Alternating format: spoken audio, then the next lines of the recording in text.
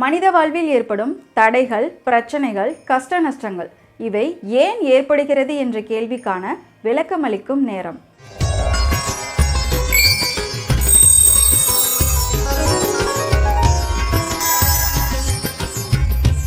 வணக்கம் G, காரைக்குடியிலேருந்து மீனாட்சிங்கிறவங்க message போட்டிருக்காங்க. ஐயா, என் பெயர் மீனாட்சி.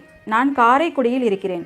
என் பையன் பெயர் ராகவன். மதுரையில் ஒரு தனியார் கம்பெனியில் சூப்பர்வைசராக வேலை செய்து வருகிறான். வேலை செய்யும் அந்த இடத்தில் அங்கு வேலை செய்யும் ஒரு பெண்ணிடம் பழகி இருக்கிறான். இப்போது அந்த பெண் என் மகனால் கர்ப்பமாகிவிட்டதாக பொய் சொல்கிறாள்.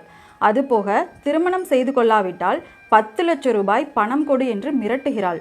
என் மகன் அந்த பெண்ணிடம் பேச்சுவார்த்தையில் மட்டும் இருந்திருக்கிறான். எந்த தவறும் செய்யவில்லை என்று அவனே சத்தியம் செய்து ஒப்புக்கொண்டான்.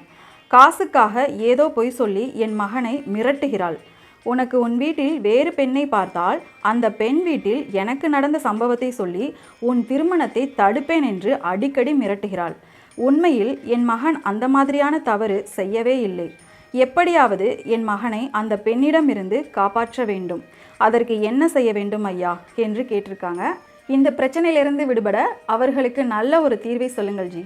இப்போ மீனாட்சி அவர்கள் அனுப்பியிருக்கிற அந்த மெசேஜ் அடிப்படையில் வந்து பார்க்கும் பொழுது இன்றைக்கி சில இடங்களில் நடக்கக்கூடிய விஷயம், அதாவது இந்த மாதிரி நடந்துக்கிட்டு இருக்க ஒரு பெண்ணை ஒரு ஆண் இந்த மாதிரி ஏதாவது சொல்லி மிரட்டி காசு பணம் சம்பாதிக்கிறது. இதே மாதிரி ஒரு பெண்ணை ஒரு ஆண் காதலித்து ஏதாவது செஞ்சுட்டு நான் அப்படி பண்ணேன் இப்படி பண்ணேன் அப்படின்னு சொல்லி அந்த பெண்ணிட்ட காசு பறிக்கிறது. இது நிறைய இடத்துல நடக்குது. இப்போ நீங்கள் என்ன சொல்லியிருக்கீங்க, அந்த பெண் அவரால் கர்ப்பமாகி இருக்கிறதாகவும், ஒன்று கல்யாணம் பண்ணு, இல்லாட்டி 10 லட்ச ரூபா கொடு, அதுலேருந்தே நம்ம நல்லா தெரிஞ்சுக்கலாம்.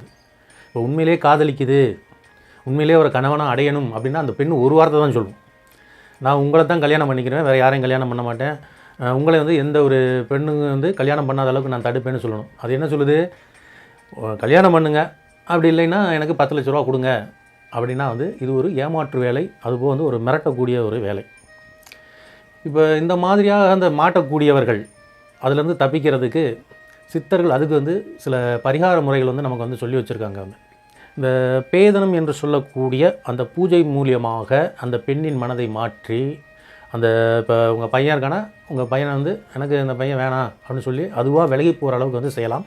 ஸோ இது பற்றிய முழு விவரங்கள், இன்னும் அந்த டீட்டெயில்ஸ்லாம் உங்களுக்கு தெரியணும் அப்படின்னா எங்களை நேரடியாக தொடர்பு கொள்ளுங்கள். இல்லை தொலைபேசியில் தொடர்பு கொண்டீங்கன்னா உங்களுக்கு அதற்கான விஷயத்தை நாங்கள் சொல்ல தயாராக இருக்கிறோம்.